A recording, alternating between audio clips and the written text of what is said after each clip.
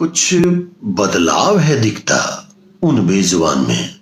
सड़क ही जिनका घर होता था, मुझ जैसे कुछ नियमित उसको हर हाल में भी खाना देता था।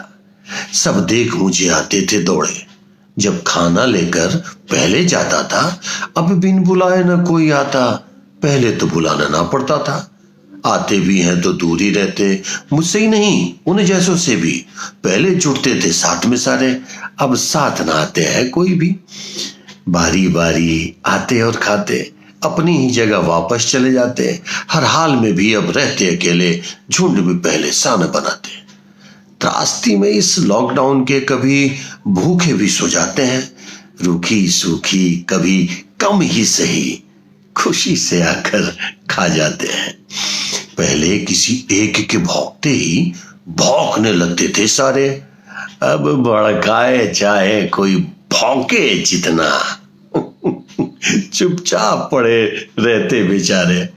लालच की रोटी है लाते अब भी कुछ अपनी रोटी सेकने वाले, पर सेवादारों की पहचान है उनको, पहचानते सब असली रखवाले।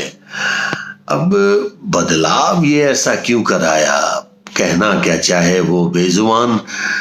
हम तो विवेकहीन है शायद, पर बुद्धिमान है कुछ इंसान। बुद्धिमत्ता से उन जैसों की ये लॉकडाउन बढ़ता ही रहेगा।